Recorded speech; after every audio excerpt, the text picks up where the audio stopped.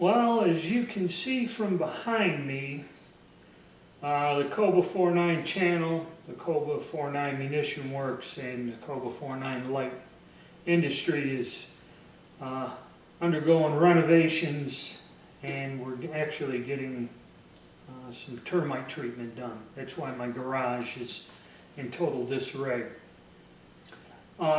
This is kind of a channel update, or just telling you where I'm going with the channel. A little bit more involved than just a simple update or a report on gun shows.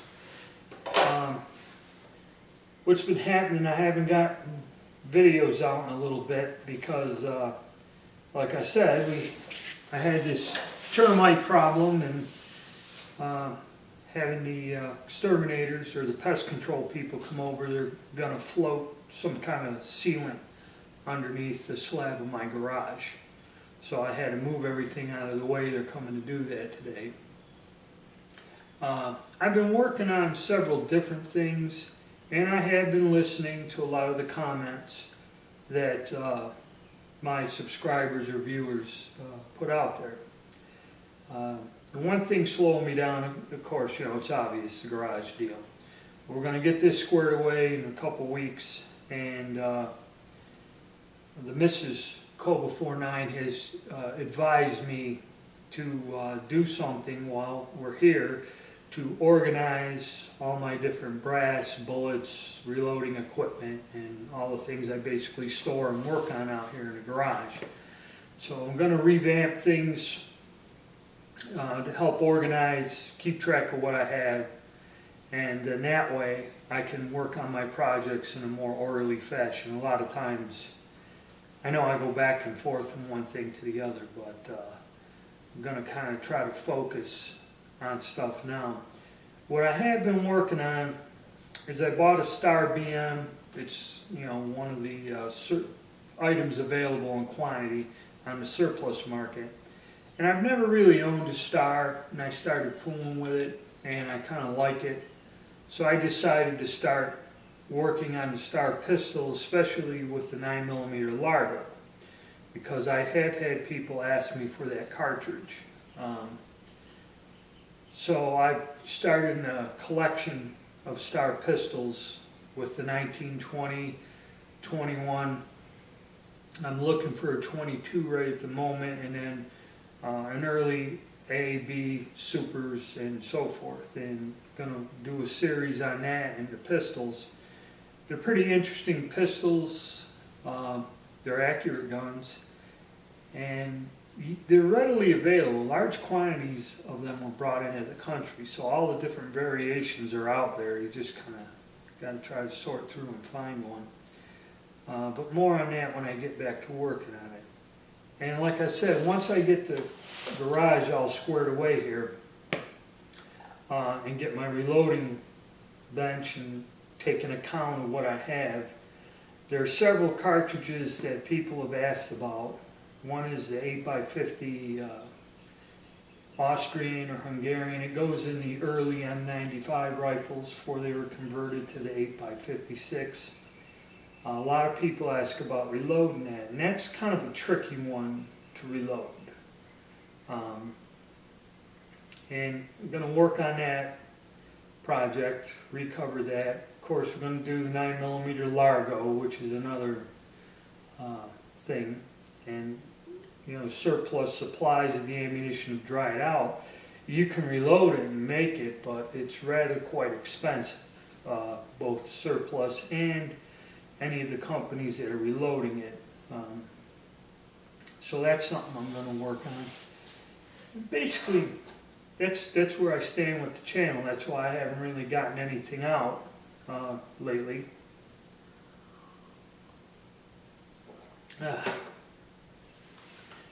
Work, health issues. My health is kind of, I had the problem with the shake, and I've been to a neurologist to check on that, so I'm going through all this testing and that, and basically I really don't think there's anything they can do, but just double check and see if there's anything to help with that. So I've been doing that, and just because of my age, you know, insurance and the doctor's required I go through other different tests, procedures. So that's been taking up a lot of my time. Then work itself, you know, manufacturing, what I've done all my life, working as a CNC machinist. There are periods in my life where, you know, in this country it slows down, you couldn't find a job to save your life. Now, I guess the way the economy and under this new president, the way things are changing, manufacturing, it's like they said on the news. The unemployment rate's at one of the lowest points it's been in for a very long time. And they're looking for people. And I get job, even though I'm not looking for a job, I posted a resume about 6 months ago just to see what was out there, and I'm still getting calls from all over the country, you know, would you come work for us? That's how bad it is to find skilled labor. Any of these out there looking for a career, you know, go get your 2-year degree in CNC machining, and you probably get hired immediately, or even while you're going to the community college to get your certificate. But I guess they need everything, welders, machinists, the whole 9 yards. So that's kind of, I was dealing with that too. And my work load has increased. My company, as small as it is, the little company I work for, we've expanded. We have more employees. We have a larger workload than we did when I started working there a few years ago. So we have to produce more, and we need more machinery, more people. Of course, on a small scale, but you know, once you get into that nice 4-day work week, 40-hour deal, and you know, we make so much stuff from one company every year, you know, and it's kind of like you could see it come through the year. This month we make this part, send it off, and it's a year's supply of 5,000 of these fittings or whatever. But now there's a lot of new jobs, demand, and everything gotta have it now. So work's kind of getting there. Then, like I said, with all these things, had some new acquisitions, and I can't keep everything. I have a lot of different things I've had that I've been working on selling to pay for the new acquisitions, so I can make new videos and work on new projects. It's just a constant. Between work and everything else, I'm pretty busy, and that's why I haven't really posted a lot of videos. And tried to get out to the range. I haven't been out to the range. I should be out there today, but I'm not. I'm waiting for the company to come and do my treatment. So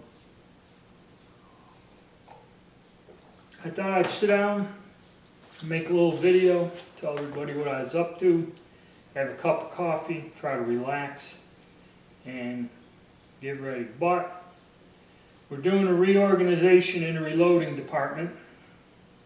My wife's going to supervise everything here, and we're going to get my garage / munition works squared away and organized, and hopefully we'll be able to produce better quality videos and cover a lot of the different things people have asked for. 2 cartridges there, and then there's someone else who was asking about the French revolver, the 1893 8mm French, which I did acquire a set of dies for it finally. The Fiocchi ammo, whenever they decide every decade to make some, I've got some brass, but I believe it would be fairly easy to make the cartridge out of the 3220. And that's what someone requested, and I figured I'd go through, make a video on how you trim them up, get them ready, and go out and shoot that gun again. I got some bullets of correct diameter and work up a load for that.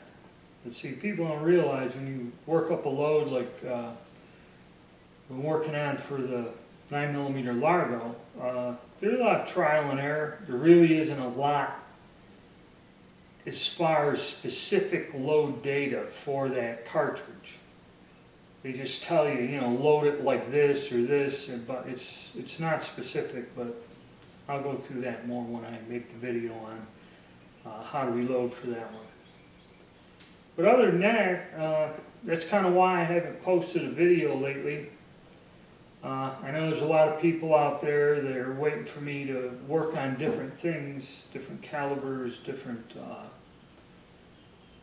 things that are obscure, and you don't find a lot of information on, but I'm going to try to work on that from the different requests I've received over the past couple of years, and get back into some of my other stuff. I've unearthed a lot of different things and projects I was working on, 30-06, the trap doors back into the black powder guns, some other guns I got to repair and start loading for that cartridge too.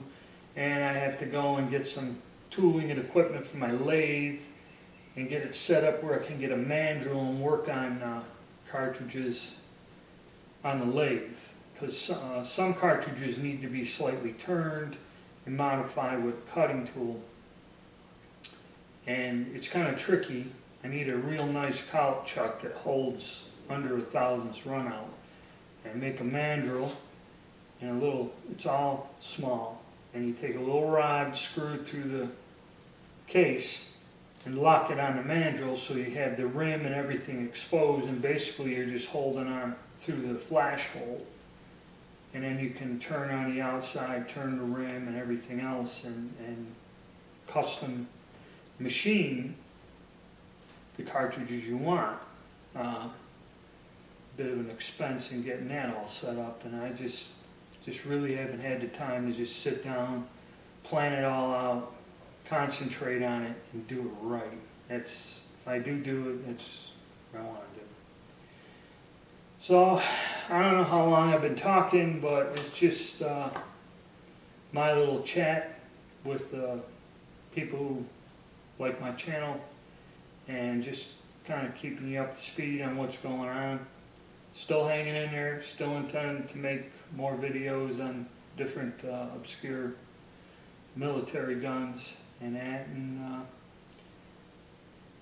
that's about it for now. So all of you have a nice day, and as soon as I get things done, start cranking out some more videos.